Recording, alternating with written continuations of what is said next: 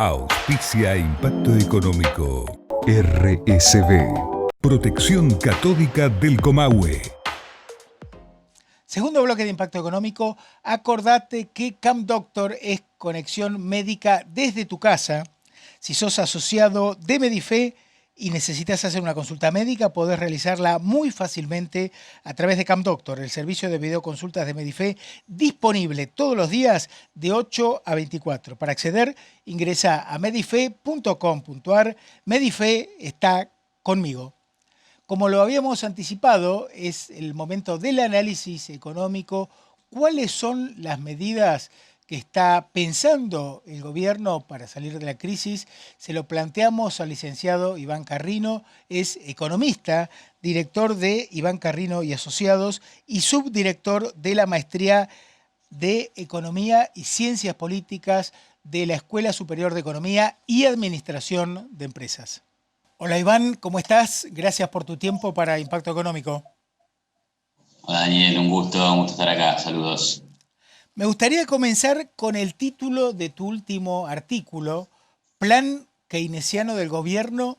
Salir del pozo cavando, bueno, básicamente es una especie de metáfora, ¿no? De algo que sería imposible de realizar. Si uno está en el medio de un pozo, la idea es tratar de salir, y si cavas más profundo te vas a meter más en el pozo, o sea, vas a agravar los problemas que ya tenías. Y ese es un poco el mensaje que quiero transmitir cada vez que leo que el gobierno planea un plan de tipo de expansionismo fiscal, es decir, de aumento del gasto público, o de una política monetaria más relajada, o de mayores controles de precios, o de planes de compra nacional. O sea, cuando uno habla de keynesianismo, se está refiriendo al pensador inglés, economista ilustre del siglo XX, que es John Maynard Keynes, que de alguna forma revolucionó la ciencia económica al plantear que los gobiernos podían evitar los ciclos económicos, o por lo menos suavizarlos, ¿no? Es decir, que si una economía empezaba a caer en una recesión, lo que tenía que hacer el gobierno era utilizar la política monetaria y la política fiscal para estimular el gasto agregado de la economía. Y el punto es que ni siquiera cabe entrar en la discusión de si Keynes tenía razón o no tenía razón, o de si fueron las políticas keynesianas las que sacaron a Estados Unidos de la crisis del 30. ¿Por qué?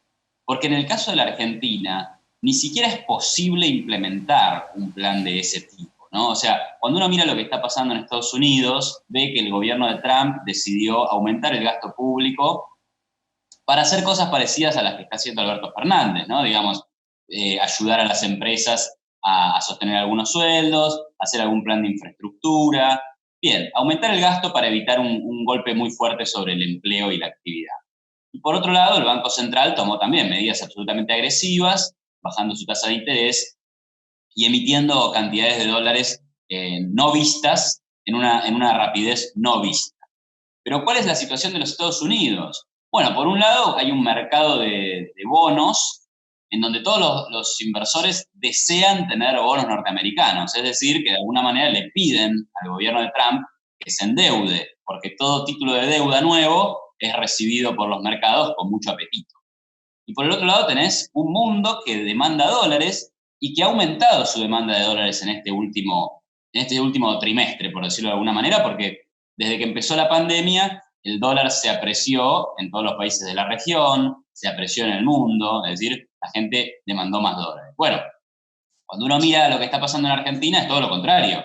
Acá la gente no quiere pesos, la inflación acumulada de Argentina en los últimos 10 años es 1.600%, o sea que te refleja altísimos niveles de inflación, bajísimos niveles de demanda de dinero, el diferencial de inflación que tiene la Argentina con países de la región, en donde, por ejemplo, Perú o Chile tienen una inflación acumulada en 10 años que es inferior a la que nosotros tuvimos en el año 2019.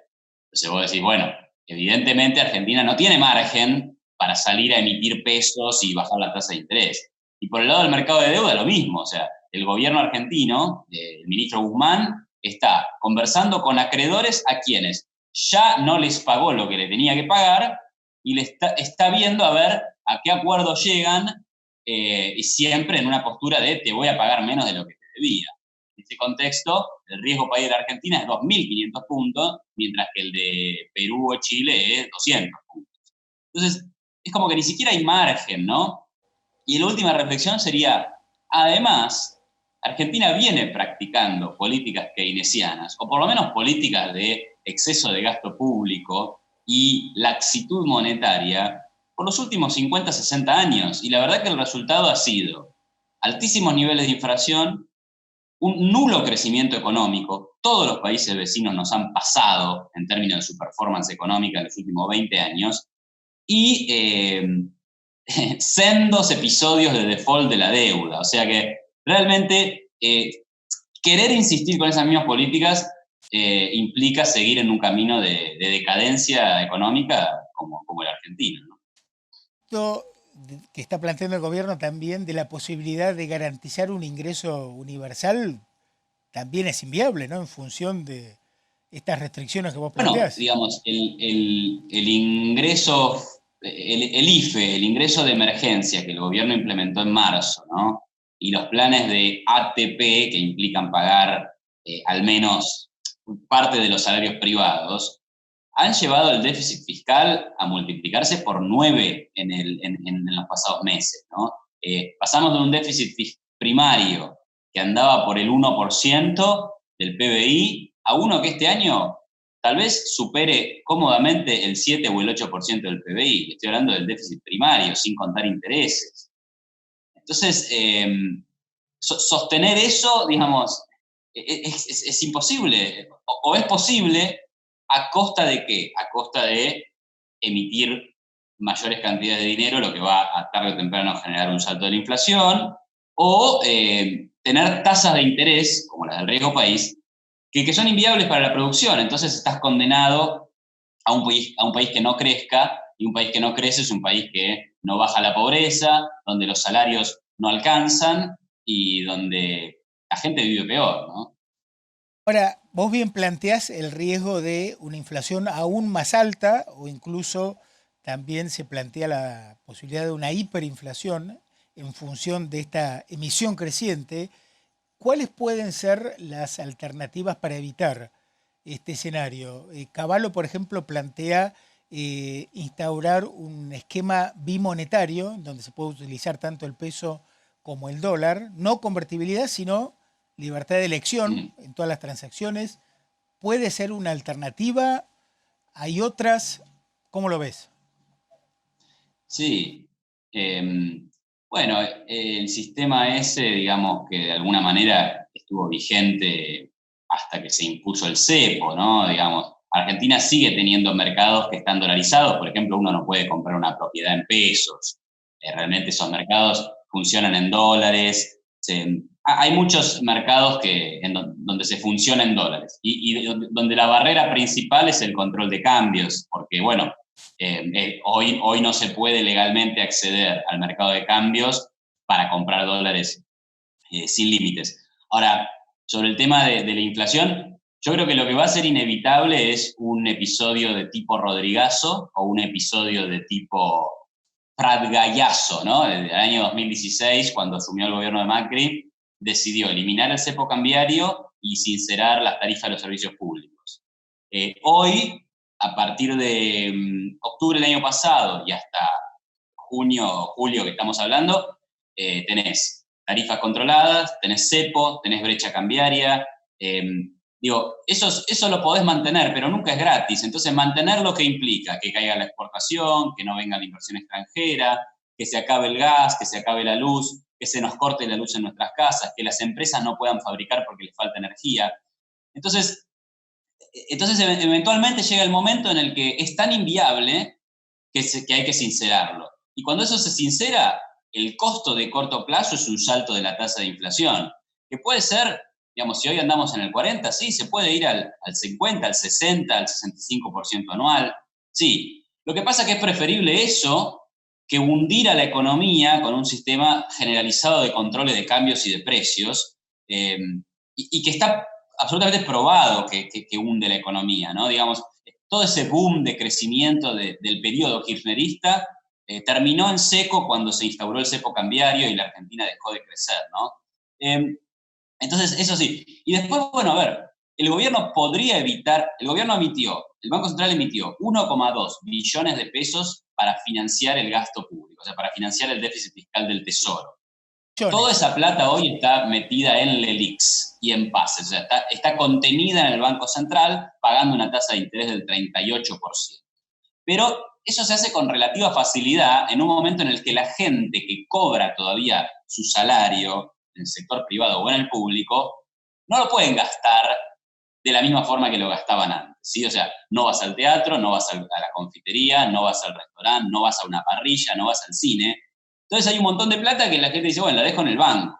Y eso está bien porque permite que el banco después la deje en el ELIX. Ahora, el día que esto se empiece a normalizar y el gasto vuelva a querer salir a la calle, ahí tenés un montón de dinero adicional que va a ir a perseguir menos bienes y ahí tenés el riesgo de la inflación.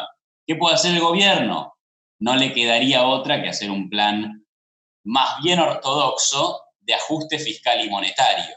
Congelar el gasto público, dejar de pedirle dinero al Banco Central y el Banco Central, a su vez, subir las tasas de interés para que todo eso que está en LELIQ y pases se quede ahí y no se transforme en nuevos pesos que van a correr los bienes de la economía. Iván, para terminar, el presidente planteó que el capitalismo requiere de una revisión. ¿Cuál es tu opinión con No, me respecto a esta parece concepción? absolutamente descabellada la reflexión esa, totalmente fuera del vínculo con la realidad. Fuera del vínculo con la realidad, muchos hablan de, esta es una crisis nunca vista en el capitalismo. Digo, a ver, primero que nada, si aparece una pandemia, eso afecta al capitalismo, al socialismo e incluso afecta al feudalismo, qué sé yo. Digamos, antes de que existiera el capitalismo existió la peste bubónica, ¿no? Y se llevó a la mitad de la población mundial, o bueno, más o menos. Y eso no tenía nada que ver con el sistema político o económico vigente. Así que realmente las enfermedades y los problemas, ¿cómo se dice?, devenidos de la naturaleza, poca reflexión hay para hacer. Y el segundo punto, que es el más importante todavía, es que el pánico que generó esta crisis, el pánico que generó esta enfermedad, y con pánico me refiero a miedo exagerado. Yo creo que está bien tenerle miedo, está bien tenerlo respeto, pero no exagerar y volverse loco, ¿no? Porque acá algunos se creen que si salís a la calle instantáneamente vas a morirte. Digo, eso es exagerar las cosas, ¿no?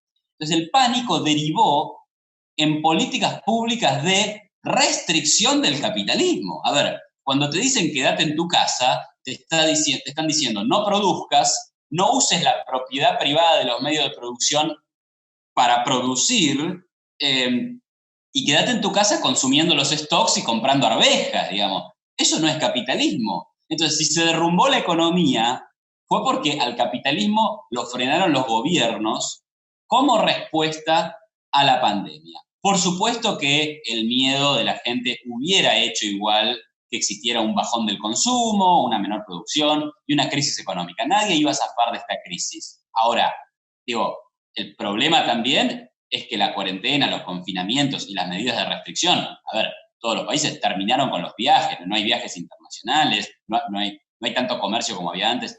El problema es ese, no el capitalismo. El capitalismo estaba bien. Y por último, capitalismo como corresponde, un sistema de libre mercado, de libre iniciativa, con libertad para trabajadores y empresarios. En Argentina ese sistema no está vigente hace mucho rato, o sea que a lo sumo si hay que revisar algo es el no capitalismo que tiene el país y por eso nos va como nos va.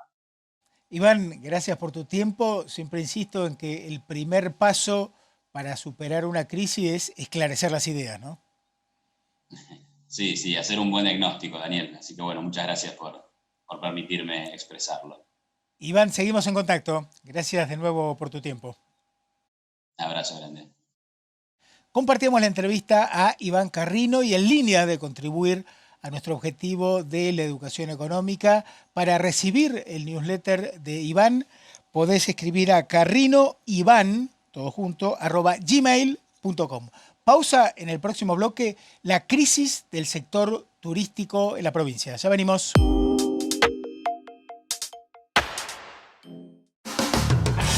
Somos un equipo de empresas que colaboran entre sí para generar soluciones de ingeniería, tecnología de la información, inspección de obras, capacitación y management. Cluster Ciar, el equipo que lo hace posible. 1000 horas haciendo dedo.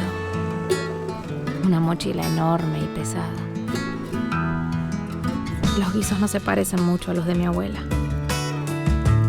Frío de día y bajo cero de noche. ¿Qué me gusta de todo eso? Que de cada viaje me llevo algo hermoso. Todas esas experiencias que siempre están conmigo. Medifé.